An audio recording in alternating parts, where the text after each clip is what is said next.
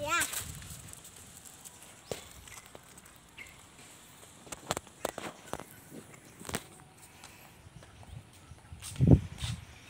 Situs Cagar Budaya Tengku Cik Lamjabat, seorang ulama yang menyerukan jihad untuk Indonesia.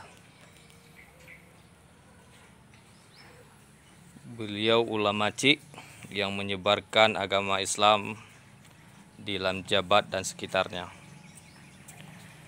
Di komplek ini sudah dirawat dan dijaga oleh pemerintah Kota Banda Aceh, yang sudah dilingkari dengan pagar sebagai wujud penjagaan atas situs dan penghargaan terhadap Tengku Cik Lamjabat. Di komplek ini terdiri dari 3 makam, 2 diantaranya makam klasik tempo zaman dulu, kemudian yang satunya diatapin sedemikian rupa merupakan milik Tengku Cik Lamjabat. Demikian, mungkin saudara ingin berkunjung.